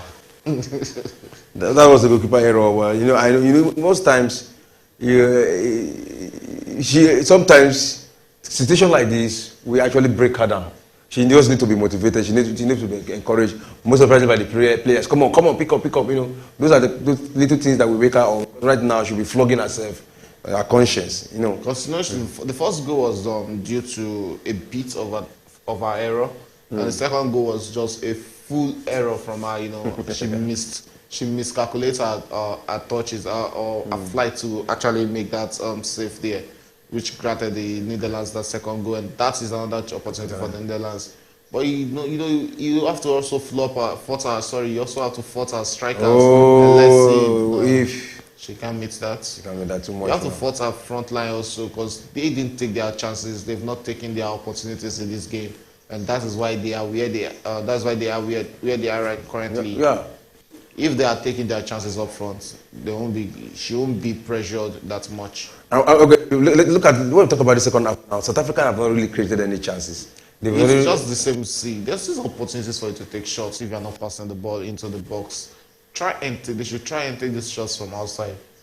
It's just the same thing we saw in the first half. For the first 25 minutes, they didn't grow into the game. South Africa now chance. Oh, that was blocked. That's what we are seeing in the second half also. They're finding it hard to grow into the game. And we are approaching the 25th minute of the second half. Probably by the time we get into that, their comfort zone. That will be the goal. That should be the goal. No. That was a fantastic save from the goalkeeper. That's Mutalo trying to get one for the team. I think that should have been a first hit from Tembi or whoever was that. I think that should be. Is it not? No, that's not Tembi. That's not Tembi. Magaya. That's Magaya. And there's a corner kick for South African. That's the first corner kick. It's a full field. You can see the stadium is filled. Filled up. Filled up with a lot of crowd. Sorry. The fans are there trying to watch and enjoy their football, and I'm sure they must have enjoyed, free flow of football from the Netherlands. It hasn't really been a boring game from the Netherlands. They've actually taken the game to the South Africans, and the Netherlands are there who are trying to clear their lines, and it's ended up for a goal kick. Will you be one of those who will confirm that this is the best World Cup so far for female side? Yeah, when it comes to female football, this is actually the best in a long time. In a long time, Because that's what most people are saying, that this is the best female World Cup we've ever seen. Right from the first game, we saw the quality of play, the kind of pattern, the quality, how much the ladies are, how much they pay attention to details. And the quality of play, the spectator. Has been top notch. So, and you look at the chances they create in this competition, and you look. I think there was a game I was even saying in this studio that some of these ladies are going to give a male team a run for their money. You look at the goal scores. Another chance for the. What was there? She was there to catch that easily. You look at the goal scored by Lara James for England. You look at the goal Bruce also scored for the Netherlands. These are fantastic, technically taking goal. It shows that it's the gap has actually been bridged. It's no more a boring football when it comes to football. That was a wayward pass from the Netherlands, whereby they were trying to open up the South African defense. We are approaching the 75th minute of the game. It's still Netherlands 2, South Africa 0. Netherlands 2, South Africa 0, and the game is hitting up. Netherlands, they are trying to, they're preparing for the first substitution in this game. Yeah, they've been relaxed. They've not substituted, and to me, I've not seen. The defense is okay. Just talk about the defense of the Netherlands. Well, fantastic. They've been fantastic in this game. They've brought their A game. We've seen the little chances they've actually given out to Tembi. But they've actually cleared their lines very well, and the goalkeeper has been fantastic in this game also. So there's not really much from the defense. They've actually not done much work. They've just come here, to actually have an holiday or have a play. You can see the substitutions from the Netherlands is Dan Maris, who is actually coming in. And the number 10 has actually been a fantastic player in this game, Van der Dorp. There's Berenstein coming in. There's she plays for Juventus, age 26 years old. She plays for Juventus. You can see the difference between the players. You can look at the clubs these Netherlands are actually playing for. These are fantastic clubs. Talking about, you look at the team that has players from Juventus, Chelsea, PSV, Manchester City, Arsenal. These are players that makes up the Netherlands starting 11. That is a whole lot of experience, a whole lot of quality of players you are seeing the starting 11. When it comes to quality and experience, they are way far ahead of the South Africans, and it's not far-fetched in this game. We've actually seen that come to play for the Netherlands, how much experience they've got. They've not looked out of place at all in this game. So the experience actually matters a lot, and the only thing I'm very sure the South Africans will take home from this game is that they did lose to high numbers as people as expected. Yeah. Yeah, even me, I was expecting a high numbers scoreline today, and seeing the game at 2-0 is still very much respectable. 2-0 still very much respectable. So far, who do you think is the best? Wow, we have over 40,000 attendance. 40,000. Yeah. 40,000 attendance for a capacity of 45,000. That should be a good one. Very good number. You know, that's a very good number. That's a very good one. The South African side, we have seen Magaya, we have seen Tembi, and who do you think is? Sometimes when the FIFA they say the most promising player, they give award for that. In the South African side, who is the most? Apart from those people we have already known, it still has to be. It still has to be within those Tembi. sort of Tembi, and Tembi has actually been a South African best player in this competition. And my guy has actually been the most promising player for the South Africans in this competition. You know, she brought in our A game even when Motayo didn't bring us to this competition. So she has actually picked the boarding, and you know, she hasn't looked out of place at all in this competition. So I'll actually give it to her. That's where was that pass aimed for? All right. Another substitution, and Daniela van der Dok. Yeah, that was a Netherlands substitution we saw just now. Yeah. And, Age, yeah. Mary is coming in for her. Age 32. She played for Lyon. And you look at they are playing for bigger teams. That's what I'm saying. When you look at the Netherlands profile, it's way above, way beyond that of what's it called, the South Africans. The experience is there. You know, the quality of players is there, and that is what we are seeing in their play. You look at the way they play the football, the way they play with themselves, and you can't but fault it that when it comes to quality, you know, the South Africans are way far off the Netherlands in terms of quality. In the South African squad, who plays for the bigger club? Tembi plays for Louis Service in the United States of America. You have Mutalo plays for Glasgow in Scotland. So those are just the two, and that is not relatively big clubs when it comes to football. Yeah. They just play for what's called average good teams. That's where I'll put it. So when it comes to quality, the difference is actually much, and that is why you look at how compact the Netherlands midfield is in this game.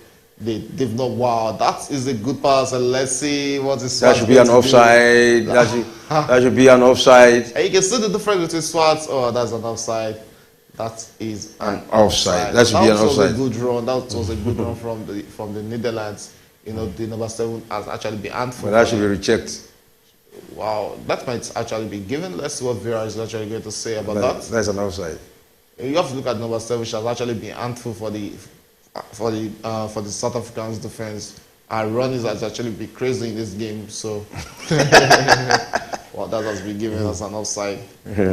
As an offside. And that's one thing they have to actually be watching of, creating those creating those eye-line offside offside trap is actually a problem. We saw Zambia trying to do that against Spain, and it cost them deadly in that game, whereby 2 goals were scored against the offside trap being kept by the Zambians in that game.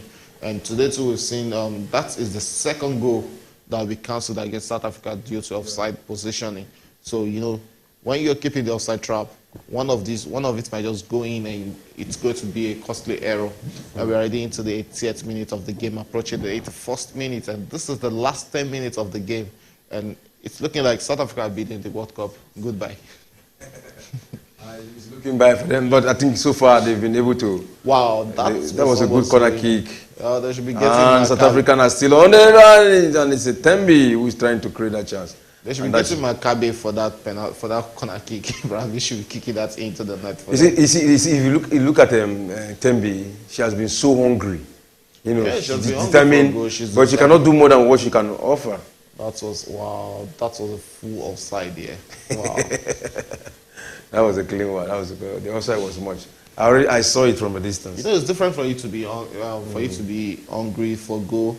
It's different for them to give you that goal on the plate, and you're pointing away and you're losing. We've seen her lose a lot of chances in this game. I can count her losing more than 2 to 3 chances in this game already. So you know she's one of the problems South Africa faced in this game.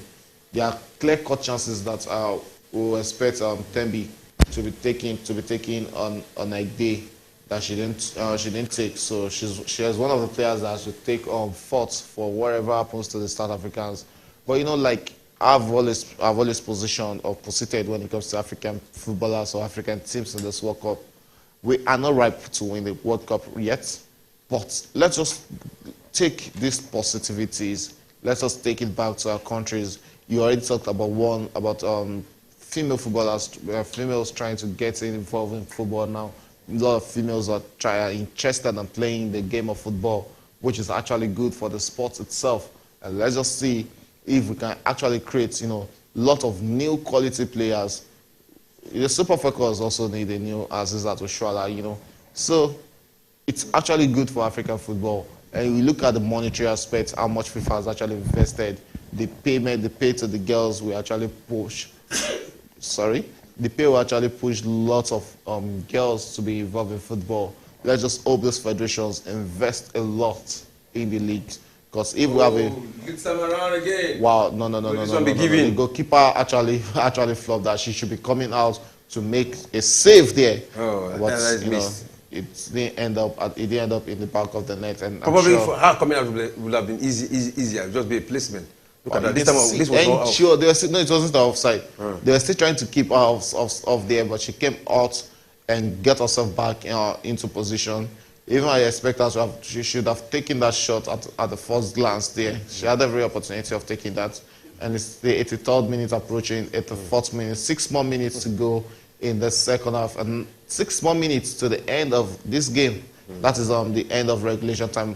I don't really expect much add-ons from from the VAR or from the fourth official. We've not really seen much of problem in the second half. Probably we'll be having 3 to 4 more minutes, 4 minutes additional time. Sorry, at the end of 90 regular time. To me, I observe the South African are trying to create the game. The game is looking like it's so fast. So far, I see the South Africans trying to rearrange their back line. They have moved it from the front of the team box. Now they are trying to push the Netherlands, and it will be very difficult because it's like they are not even good at that. Because right now the thing is, they are home and dry because there's no point. Have nothing to lose. They have nothing to lose, so there's no point you trying to defend deep anymore. Try and come out and let's see against the run of play if they can get one goal. I prefer a island defensive what's it called? A island defensive play, whereby what they are trying to do in this last 10 minutes has actually been better than what they've done in the whole game. Because the whole game they've allowed the Netherlands, keep them in their own in their own half, and not even their own half, in their home box and their own defense. The defense has played so much deep in this game. Right now we are seeing them trying to use the defense and the midfield to try and push the Netherlands back into their own half. Yeah. If that has been what they've done in the early stage of the second half, probably we won't be where we are right now. Yeah. We are talking about the game being still be 1-0, or the South Africans must have equalized in this game. But again, we've not seen them creating a lot of chances in the second half. We've not really seen the South Africans create as much chances as they created in the first half in the second half, which is actually really bad for the South Africans. Really bad for the South Africans. 85 minutes into the second half, and still 2-0 against the South Africans. Free kick for the Netherlands, quickly taken in the 18 box of the South Africans, but you can see Martello have taken over, trying to counter. A pass now. Will she be able to make it? She have 3 options. Wow. A cross there for the South Africans. This will be the first chance. Oh, no. That is Martello. But the fast recovery from the Netherlands. But the South Africa are still on. But they will not allow them in. Martello should be taking that shot from there. She had every opportunity there. It's just decision making that cost her there. She took so much time, in making that decision there. Whereby she had all the time of this world to make that early decision. That was a fantastic pass from Tembi to Adie, and I expected her to have tried one or two, because at this point of time there's no point. You have nothing to lose. You're just playing for pride. So if she had tried to take a shot there, it won't have had more effect on the scoreline, or probably, you don't know, it might just sail into the back of the net. At least we saw the Netherlands tried a wayward shot there, and it went into the back of the net for the second goal. She too might have tried one there. I don't really know what Desire Ellis is actually writing there, because it's 7 minutes already. There's no point. There's not really much point. It's a game of football. They can say within 3 minutes we can get 2 goals. But I don't see that happening from this Netherlands. You can see how they are switching play from the left to right. Oh God! you just have to love the quality of play that the Netherlands brings to this game. I really fancy a game between Netherlands and Japan, or Netherlands versus Spain. It's actually going to be an interesting game of football. That's a good cross. Hey! What a miss. She missed that connection. What a miss. Wow. What a miss. That was a good pass. Yeah, the final connection was what let her off there. Look at it. And that was a good pass from Brot there. Oh. That was a good pass, good connection, but she missed that. All right. 88 minutes, 2 minutes left, the regulation time, and we don't know how many minutes the referee is going to add. It should be more than 4 minutes, because we've not really seen any much of. Okay, we had a VR check, but it wasn't really that much justifiable. So at worst, we'll be having 5 minutes additional time. We can say the Netherlands are playing substitution. That is my favorite Netherlands player going out. Emmy Brooks is out and Pelova is also out. We didn't really see much from Pelova in this game. And they brought on Wims and Kapsaru. Is that what? Kasparic. Yeah, it's Kasparov. Wow. Kasparic. That's a good one. They got the game already. They already won it on papers, so there's nothing to lose. There's nothing to lose. But never say never until it is over. Solomon, this is Solomon, this is over. If it was a quality team versus a quality team, then probably would have said this is not over. But I beg, don't waste time. You can say Elias asks, do you want to come off? When you look at her, she looks younger than her age. Ellis? Yes. Well, that is there. And you can see the South African players too.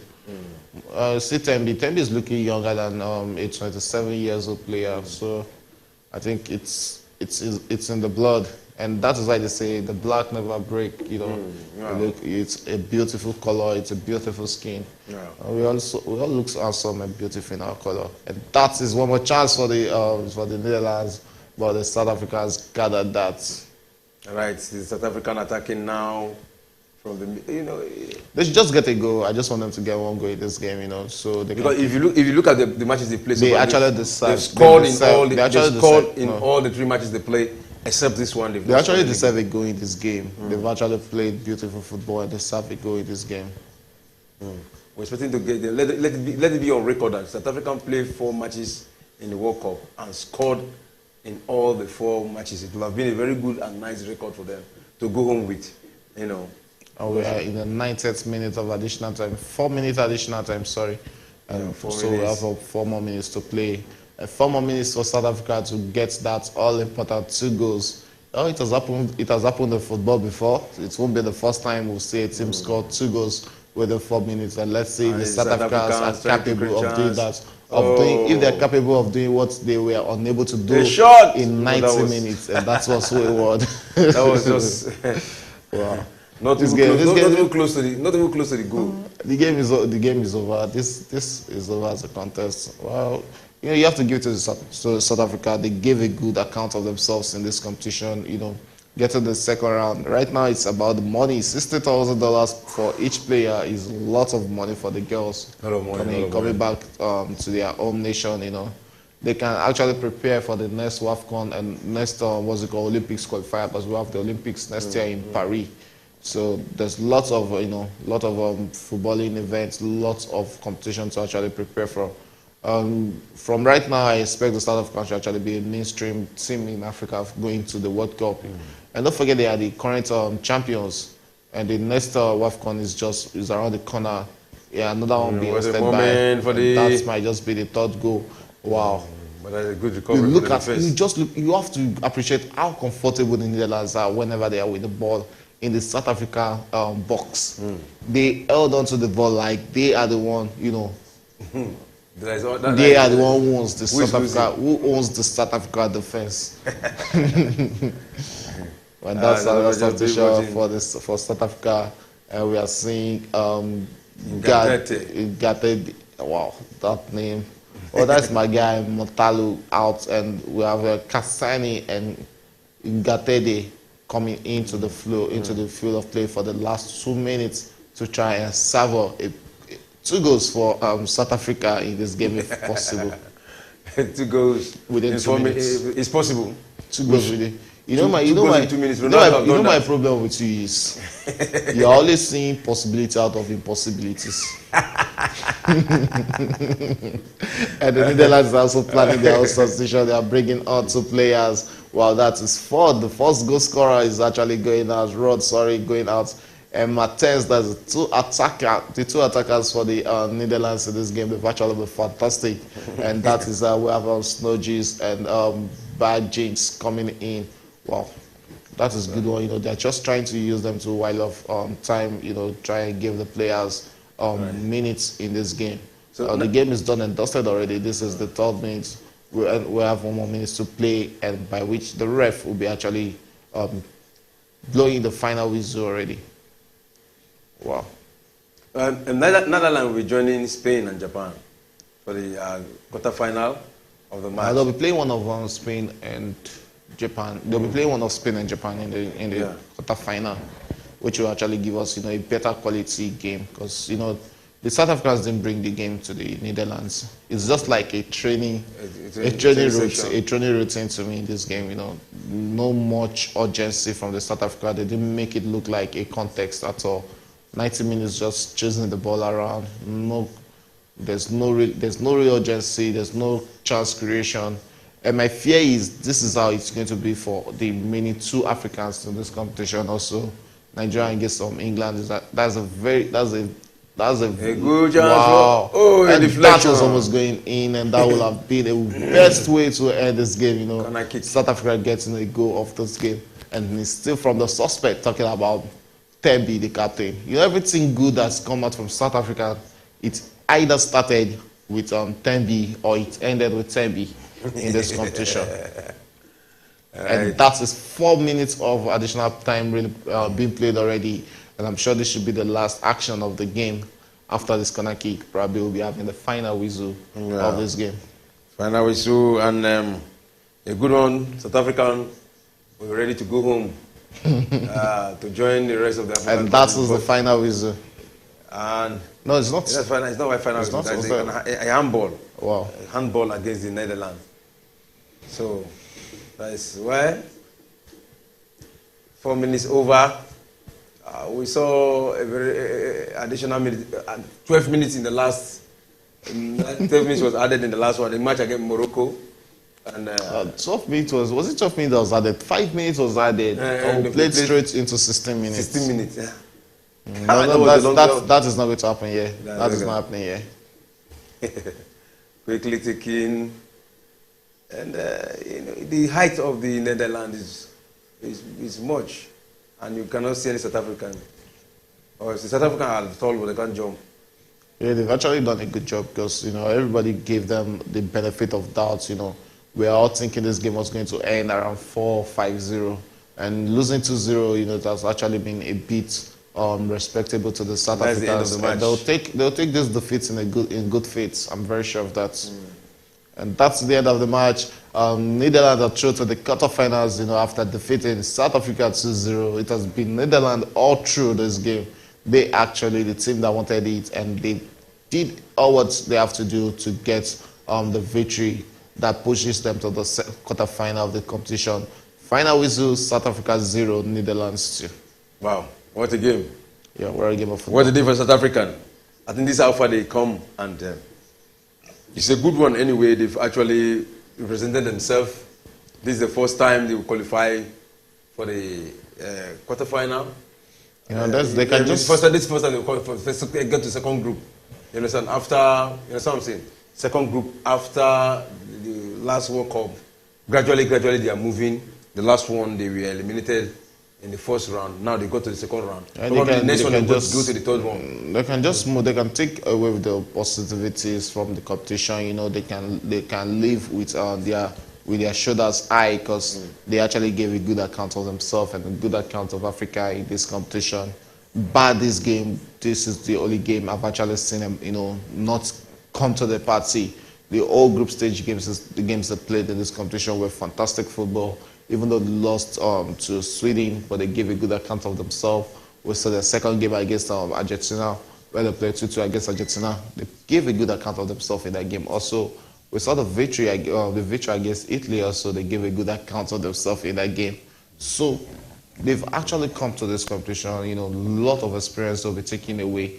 So no doubt, good account they've given themselves. They'll be looking forward to the next available competition, and I expect a better outing from the South Africans when they go to the Paris Olympics, because there's no doubt they are going to make it to the Olympics. It's still going to be the regular suspects that came to this competition qualifying for the Olympics, and I expect this should just be a better experience on ground. We know how long it took Nigeria to actually, you know, get to the second round of the World Cup, and this is South Africa were actually playing their second World Cup. They were debutant at the last one. And here they are in this one. They get into the second round. It shows how good that team is. That team is. It's just unfortunate they had to play a better team or a technically brilliant team like the Netherlands. All right, we have a message here from Topeji Abraham Moshomoite. He says, not a very bad score against our Bayana. Anyway, it's learning cup for our guys. That is it. It's a learning process, and it's not a bad score for the South Africans. You know, it's still respectable. It's 2-0 against Netherlands. You look at it. I made mention of the Netherlands versus Zambia, the last Olympics. It ended 10-3 in favor of the Netherlands. When it comes to scoring, they are a high-scoring team. So if you're able to push them to just score 2 goals in a game against South Africa, it's actually a good result that the South Africans can actually be proud of. Yes, and now the next, already in African stage, they've registered their name. We know they are doing well when it comes to time. Yeah, they are the African champions. So it's for Africans to now up their game, so that they'll be able to contest. It's important. It's important we invest in our leagues, and if we're not investing, it's the number one thing is invest in your league. If your league is a bit good, your player it's going to rub on your players. When you get to competitions, club scouts are going to see your players and know how good they are, and you know they're going to buy these girls to the foreign clubs. That is what is needed. Look, we made mention of the Netherlands starting 11. You see how much of these players are playing in the foreign leagues, in the best of the best leagues and best of the best clubs. That is what is needed. In this Netherlands team, you have a player playing for Arsenal, you have players playing for Chelsea, you have players playing for Manchester City, you have players playing for Lyon, Juventus, and what else do you want to mention? When 6 to 7 players are really playing for these top nations, top clubs, you know, these are clubs that actually plays in the Champions League. So the quality is there. All right, the quality is there. The quality is there. So that's a good one for South Africa. I think they've done Africa proud. This is their second outing when it comes to the World Cup. They've done better than what they did last time. Yeah, last time they just came and they didn't record any win, but this one they came and they record win and even drew against some of the best teams in the world and scored 6 goals. 6 goals in 4 matches in the World Cup. That is a very massive one with the South African side. Even Nigeria have already only scored 3 goals, right? You look at a team like Argentina, who are still looking for their first victory in the World Cup. then you have to appreciate what the South Africans have done within just 2 World Cup. Scoring 6 goals is actually a massive one for them. It shows the improvement. They will surely get better. You know, the next competition is there. They'll come in and they can only get better. That's all I can say. All right, that's all I can say. Thank you for coming to the studio. Well, it's a pleasure. And don't forget, we still have the Manchester City versus Arsenal game in the evening of today. That is around 4 p.m. And that will be the Community Shield, which is the curtain raiser for the English Premiership. You know, football is back. Football is back, and the season of football is back. Yesterday we saw the Championship, we saw the League One, League Two, and it was a moment of joy for every football lover.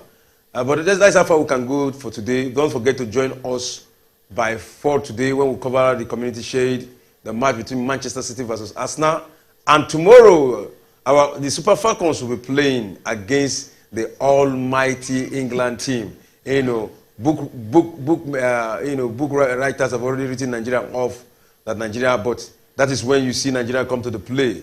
When they come as underdog, they will always surprise the fans.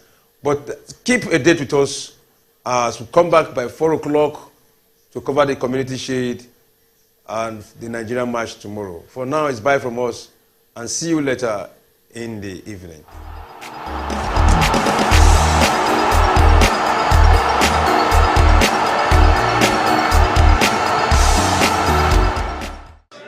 The teams with the biggest fan zone in the world, Chelsea versus Manchester United. They're about to start their match. And it has been a lot of talking between the fans, Manchester fans and Chelsea fans. Let's go hear what the fans have to say. This is Premier Sports Fan Center.